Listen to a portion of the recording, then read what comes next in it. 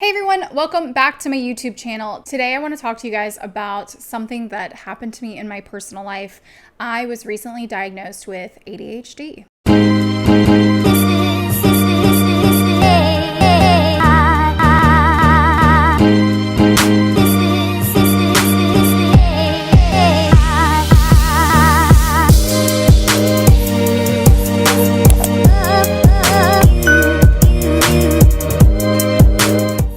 So yes, I am 29 years old and I was recently diagnosed with ADHD. And while the stigma around this is that hyperactive little person in school, that gets diagnosed at an early age, that just simply didn't happen for me.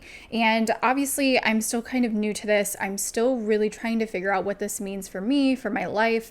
But I think there's such a stigma around it. And especially women, it's so hard to get diagnosed because our symptoms are completely different. And I know I don't talk about this too much, but I've always suffered with anxiety. But there is something that always, kind of coupled with that, and I never really got to the deeper meaning of it. So I decided to see a specialist, and she was able to actually diagnose me with ADHD. So while this is really hard to diagnose and it looks different in every single person, I want to talk to you guys through what my symptoms were, what I'm going to do for treatment, and what this means as a business owner, because that's what's relevant here. So the reason why I think I wasn't diagnosed early on in life is I didn't have the traditional symptoms of ADHD. I wasn't very hyperactive. I wasn't very out there and loud and disruptive.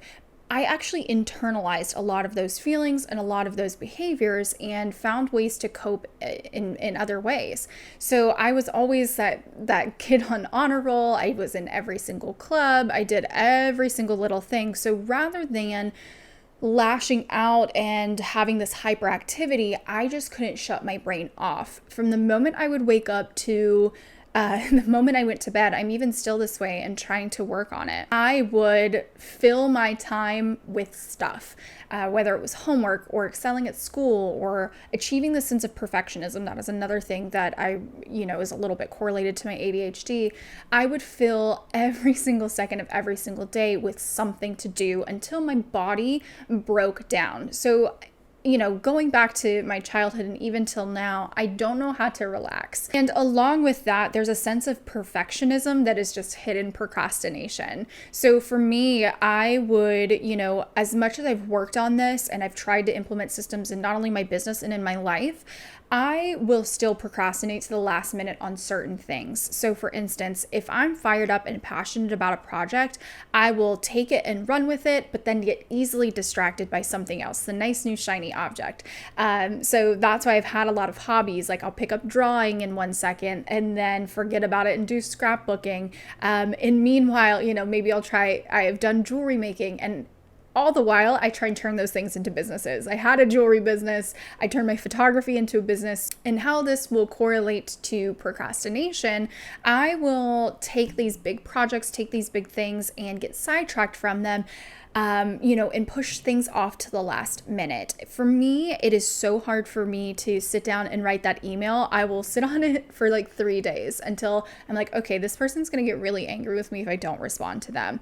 Meanwhile, I can go out and basically reorganize my entire house. No problem. So again, these are very dramatic symptoms that I'm just kind of referencing for you guys and how it kind of impacts my life as a business owner.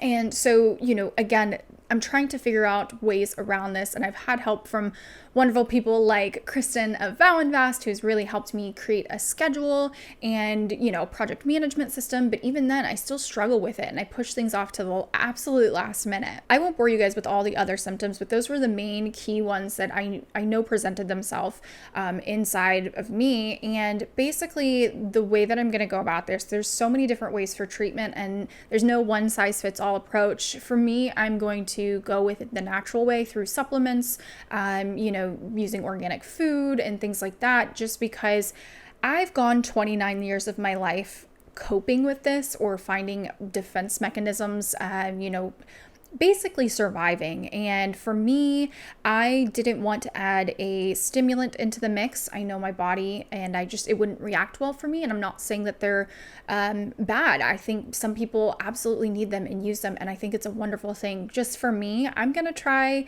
a different approach at first, just because, again, I know how my body reacts to certain things. And that's just something I didn't want to introduce into my life and my routine currently. That might change if, my approach isn't going to work. And the other thing that I really want to try and do, is along with this treatment plan, is really adapting my lifestyle to fit my ADHD diagnosis and not the other way around. I really did try for a very long time that entrepreneur mindset of waking up at 5 a.m. and getting all this shit done in the morning.